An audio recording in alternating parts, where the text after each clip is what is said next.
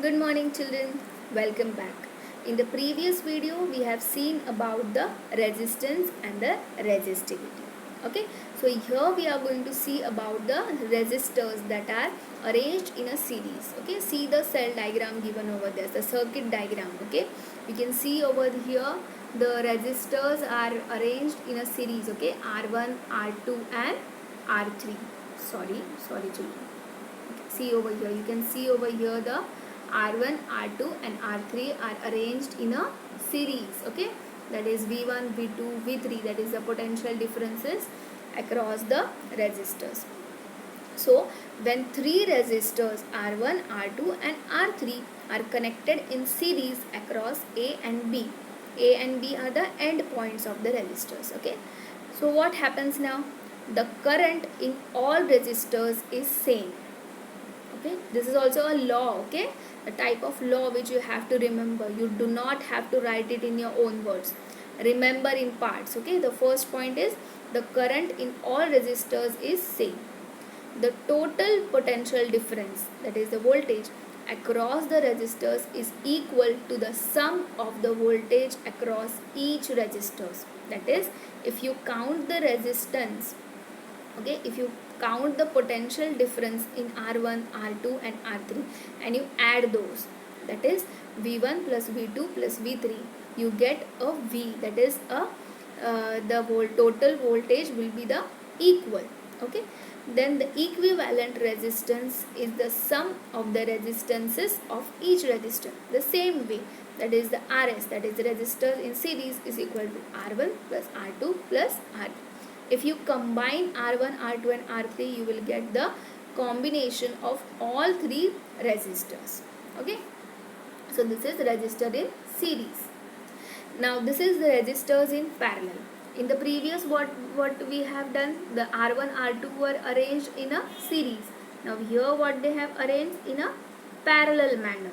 Okay, again, so now here what they are doing, the potential difference in all the resistors is the same, but now what is happening, the total current in all resistors is the sum of current in each resistor. Now what we are counting, in the previous, in the series what we were counting, potential difference we were counting, and in the resistors in parallel what we are counting, the current we are counting, I1, I2 and I3. See the difference. Okay, I'll show you the previous slide again.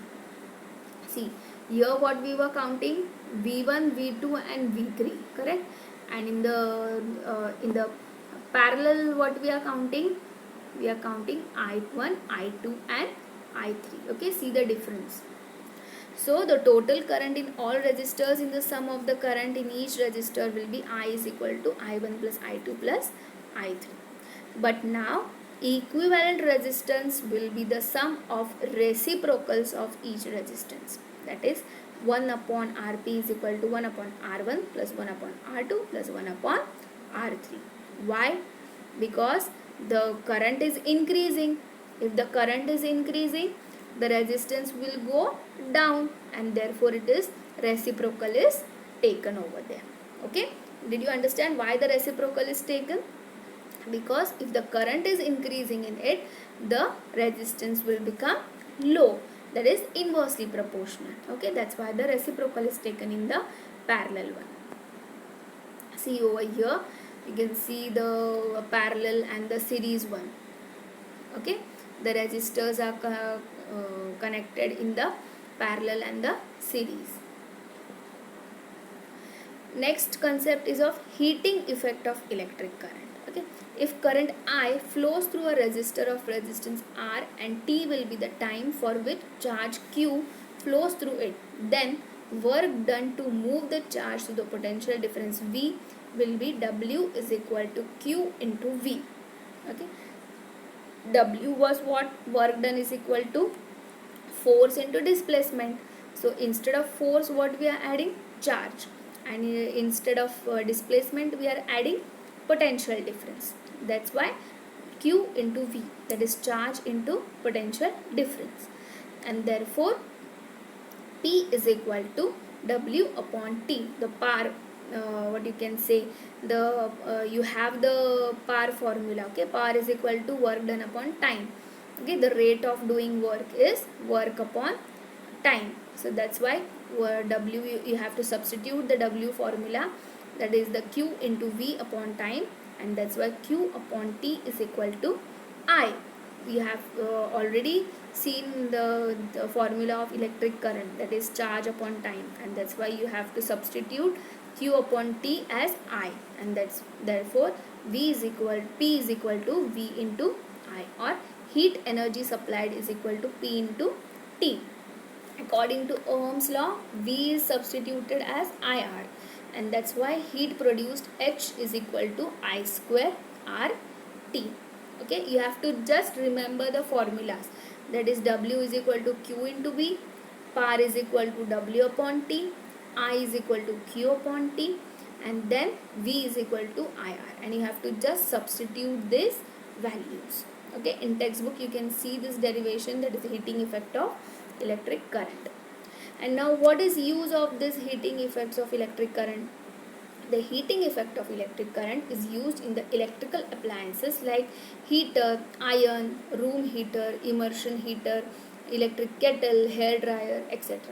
All these appliances have a coil of wire called an element. Okay, and when electric current flows through the element, it becomes hot and gives out heat. The amount of heat produced in the wire depends upon its material, length and thickness. Okay, you can see the diagrams over there of electrical heater, the room heater, the electric iron and the kettle. Okay, so did you get the practical applications of this heating effect of electric current? Okay.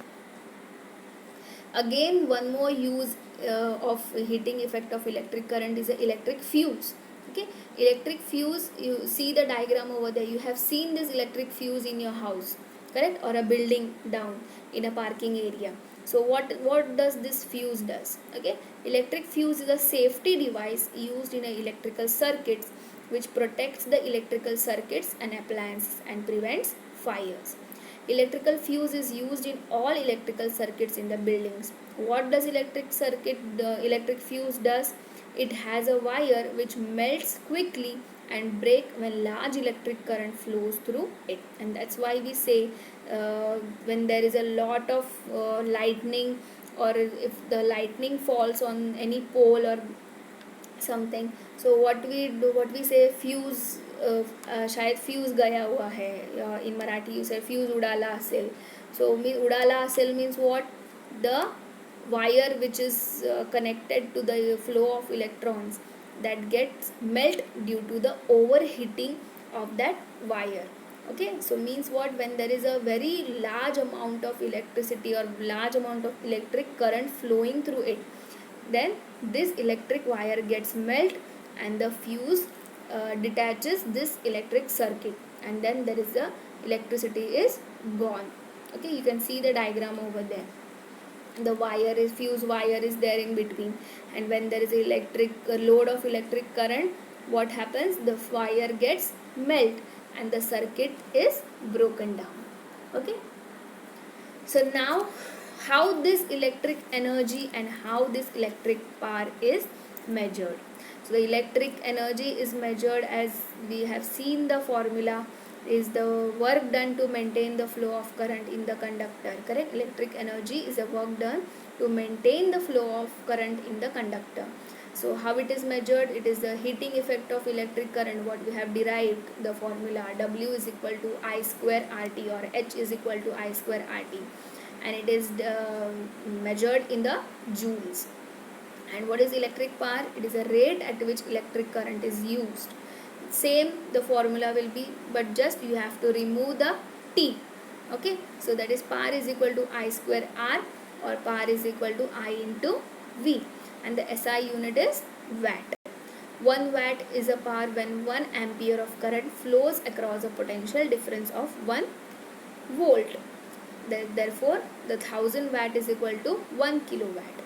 Okay, so the commercial unit of power is watt hour or kilowatt hour. Okay, we'll see the next slide. See, commercial unit of energy. The commercial unit of energy is kilowatt. that is how much electricity we consume. Okay, that is known as kilowatt hour. You can see your electric bill. Okay, so in there you can see a kilowatt or a unit. The electricity is measured in units, so 1 unit is equal to 1 kilowatt hour. So 1 kilowatt is a power consumed when 1 watt of power is used for 1 hour. And the relationship between kilowatt hour and joule, that is 1 kilowatt is equal to 1 kilowatt into 1 hour, that is 1 kilowatt means what? 1000 watt. So 1000 watt into 1 hour means 3600 seconds, and therefore when we multiply we get 1 kilowatt hour is equal to 3.6 into 10 raised to 6 joules. Okay, for the commercial unit you have to remember that the commercial unit of energy is kilowatt hour. Okay, so here we have completed our chapter, that is electricity, which is a very important topic in our day-to-day life. Okay children, so you have to remember the main important points which we have studied in this chapter, that is of Ohm's law, then the resistance in series, the resistors in parallel, then you have to remember what is potential difference, the units of potential difference, the electric current, then the the SI unit of resistance, the resistivity. Okay, all these are the very important keywords which are important in this lesson, and not only in this lesson, but whenever you will face the situations in your everyday life, you will go across these words. If you go to the after 11th or 12th, if you choose the electrical engineering or any of the engineering side, you are going to face these words. Okay, remember or mark my words, that if you neglect this lesson today, you are going to face lots of problem in your future field. Okay, so do not take the lesson very lightly. You have to learn the derivations, you have to learn the formulas, you have to learn the definitions and the laws. Okay, for the laws, do not write it in your own words, you have to learn as it is. Break the laws. You can listen the videos again and again, where I have broken the laws and where I have given the stress more and more over the words. Okay, where I have given the stress, that is that word is very important in that definition or very important in that law. Okay children, so read the lesson very carefully, practice the components of circuit diagrams. Okay, how the battery is indicated, how the torch is indicated, how the key is indicated. Okay, how the resistance is indicated. All the circuit diagrams given in your textbook is very important, so draw it, practice them. Okay children, don't worry more. It is very easy lesson. Just be clear in your concept. If you have any what you can say, any difficulties in explaining or difficulties in reading, how to read those derivations or how to solve those derivations, you can text me personally, or you can call me up, or you can send a voice message too. Okay, I'll be glad to explain it very well. Okay, thank you children.